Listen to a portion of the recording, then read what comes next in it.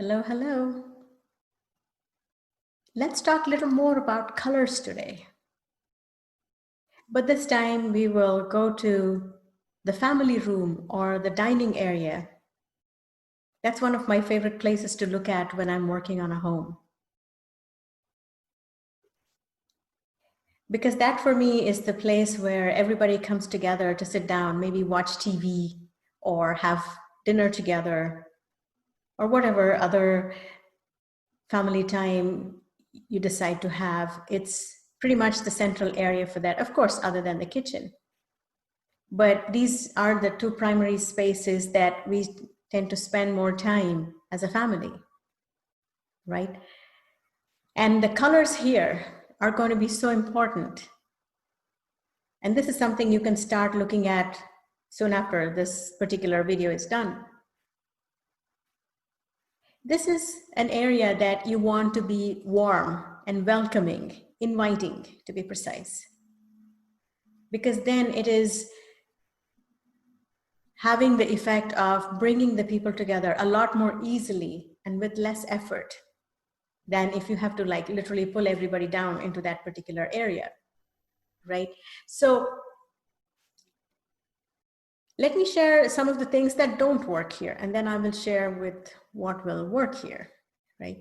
So sometimes when I see very dull colors or very neutral, pale color palettes in this particular area, there's not really much happening in that particular area of the house, especially if it's the family room. Because in order for these dynamics to work and for communication to open up and for people to really have a good fun time together, the colors are very necessary. I mean, occasionally sitting down to watch a show is not the same as hanging out almost every day in that particular area and having so much fun that you look forward to it every day, even if it's 5 minutes. It doesn't matter. You do it. As long as you do it, that's what matters. Right? And then I've already spoken about the energy of the different objects in different parts of the home or the office. That is something you want to look at as an extension or as a complement to this particular discussion we're having here. So when you look back and you think about how easy it has been or not to bring the family together and spend some good times and, you know, either enjoying your dinner or watching a show, think about how the environment has played a role as well.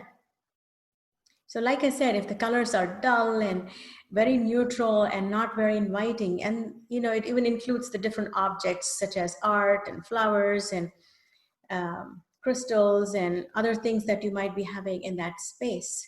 All of those contribute to whether something is working or not. So let's jump to what really works in this particular area. Now, when I say this area, it is the family and dining room. For some homes, it may be separate. For some homes, it may be, you know, very close to each other. It just depends on the layout and the other arrangements at your place. But the best colors for this particular area are warm colors. Now, when I say warm, think of it as warm orange or yellow or green, even red at some level. Although red I would prefer more in the dining areas or the formal living areas. Those I would prefer red more than, you know, the family room or the family dining. There I like the orange, yellow, and green. And again, bright shades. You don't have to go to neon shades. That's not necessary, but bright and sunny and just like the flowers. So think the different summer flowers when you are looking for the shades of orange, yellow, and green. And you don't have to change your furniture. You don't have to redo and repaint the whole thing. You can bring in nice accessories such as pillows and throws and rugs, a few crystals and some flowers. Flowers do a really good job. And I personally like fresh flowers more than the dried ones or the artificial ones. Fresh flowers bring a whole new energy to the space. They make the whole layout come alive. That's what I see happen with flowers. So if this is an excuse for you to go buy fresh flowers every 2 weeks, then do it. It's completely going to change the way you feel when you walk into the space. You can also bring in some crystals. And then, of course, like I said, flowers.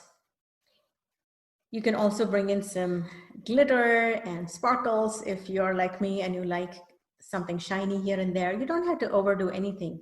Everything in moderation. And try a few things at a time and see how that feels. You can even make some small changes to your drapes or add a couple accents to your curtains.